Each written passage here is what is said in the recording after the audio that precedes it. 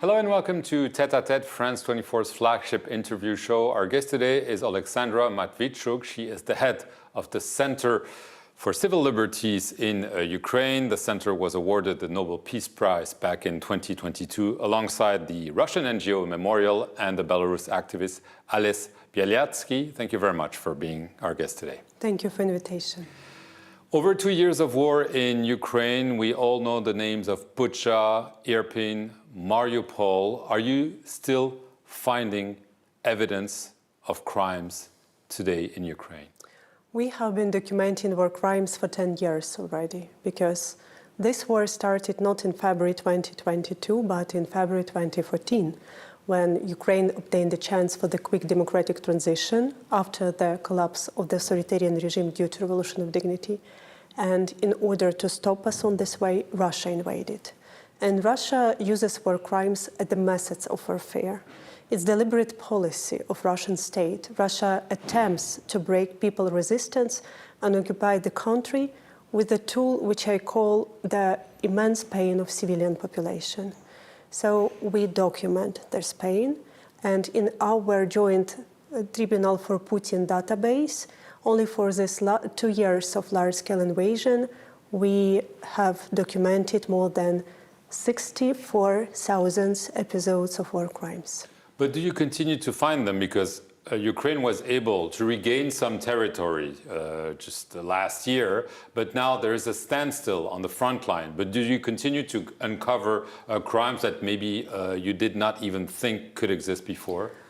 Yes, because when we speak about such type of crimes as sexual violence, it's very hidden crimes, and people decided to speak when some time will pass. As well as this weekend, Russian drones hit residential buildings in Odessa, and the whole families with children were died in this residential building. So regardless of where the front line is, there is no safe place in Ukraine anymore where you can hide from Russian rockets. You and other NGOs are trying to build a case for the creation of a special tribunal to try Vladimir Putin. You have national tribunals, you have the International Criminal Court. Why create another tribunal? The problem is that we face with accountability gap, because there is no international court which can prosecute Putin and top political leadership and high military command of Russian state for the crime of aggression. Even International Criminal Court has no such jurisdiction, unfortunately. But all these crimes which we are now documenting, it's results of their leadership decision to start, to plan, and to initiate this war. And this is a common logic. If we want to prevent wars in future, we have to punish the states and their leaders who start such wars in present.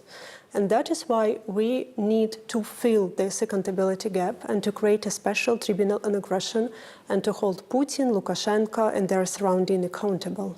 Right, but is this making progress? I know there have been discussions. It seems that Western countries are saying, yes, in principle, but in practical terms, this tribunal is still far away from existing. We have one positive intermediate step, which is really significant from the judicial point of view. Last year, the International Center was established in The Hague. This center is aimed to investigate the crime of aggression, and 5 countries sent their prosecutors to work in the center, which means that when special tribunal will be founded, they have not to start the work from the scratch. They can rely on the findings from this international center. You mentioned the International Criminal Court. It did issue an arrest warrant against Vladimir Putin and his Commissioner for Children's Rights for the forced deportation of children. So there is already a warrant against Vladimir Putin. Why not support the International Criminal Court maybe to prosecute Vladimir Putin? Oh, there is no competition. The activities of International Criminal Court is extremely important. And when they issued this first arrest warrant, I applaud them, because it's a huge signal which we need in our world, that We don't care that you are head of the current state, current head of the state, which is a member of UN Security Council. We don't care that your state has a strong military potential and nuclear weapons. If you commit the war crime, International Criminal Court will prosecute you, and this is the message. So it's very important. But the problem is that International Criminal Court has no jurisdiction to prosecute Putin for the crime of aggression, for starting this war. I will say even more. In the whole history of humankind, we have only one such precedent. It was Nuremberg trials, where Nazi war criminals were tried only after Nazi regime had collapsed. But we live in a new century. There is no necessity to put justice into dependence of when and how this war will end. We cannot wait. We must establish a special tribunal now and hold Putin and his surrounding accountable. And once again, all war crimes, all crimes against humanity and this genocidal war itself was possible only because the crime of aggression happened. Crime of aggression, it's so-called mother crime. That's why we have to send a clear signal to the world that leaders who start aggressive war will be accountable. The International Criminal Court just issued 2 other arrest warrants against senior Russian military officers, saying that they were possibly involved in crimes during a missile campaign against Ukraine's energy infrastructure between October 22 and March 23. Is this a small step, or is it significant because it starts delving into specific crimes committed in Ukraine? It's not a small step, it's a significant step. First of all, I must admit that it's unbelievable speed for international justice, because this deliberate destruction of energy infrastructure was happened last year, and only with 1 year, International Criminal Court showed result. And here, I must admit, it also became possible because of cooperation with Ukrainian law investigative bodies who helped to identify the boats and the rockets and their commanders. So it was a good example of cooperation between national state authorities and International Criminal Court. And International Criminal Court qualified this action not just war crimes. They told that it's crimes against humanity. Right. You mentioned in passing the issue of genocide.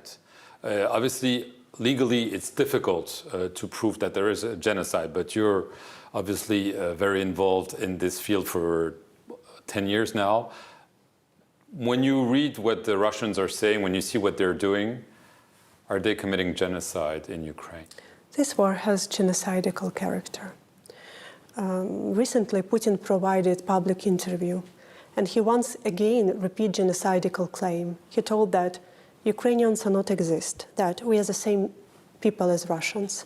And we as a human rights defenders, for years documenting how this word converted into a horrible practice on the ground, when Russian troops deliberately exterminate active local people, priests, artists, teachers, journalists, mayors, how they ban Ukrainian language and culture and destroy Ukrainian cultural heritage, how they forcibly take in Ukrainian children to Russia to be adopted in Russian families. So they implement the principle, Ukrainians, you have to be either re-educated as Russians or killed. And I know as a lawyer that genocide is a crime of crimes. It's very difficult to prove. They have a very high standards. But I can explain our audience in very simple terms what's going on. There is no necessity to be a lawyer to understand that if someone wants to kill partially, liquidate partially or totally some national group, there is no necessity to kill all the representatives of this national group. You can forcibly change their identity, and the entire national group will disappear. Last question. Human rights in Ukraine. Some NGOs have raised concern about journalists being harassed by the authorities. The mayor of Kyiv, Mr. Klitschko, recently said that he was concerned that Ukraine was going towards a one-man rule, criticism of President Volodymyr Zelensky. You're a human rights advocate. Are you concerned that even though it's war and it's not a good time to talk about this, human rights are not totally secure right now in Ukraine? It's a real challenge because war is poison for any society, because the war logic dictates centralization.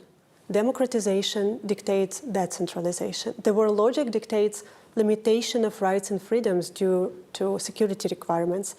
Democratization opposite dictates to expand the dimension from rights and freedoms. And these two contradictory logics which exist in parallel, simultaneously.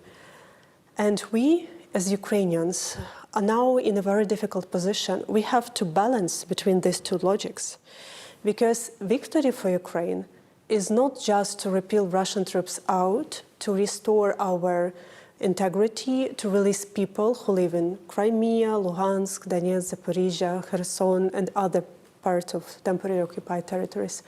Victory for Ukraine also means to succeed in democratic transition of our country. We all know that for us to win war with Russia and to transfer to Russia itself, there is no sense. Thank you very much, Oleksandra Matviichuk, for appearing here on France 24, and thank you very much for watching this show.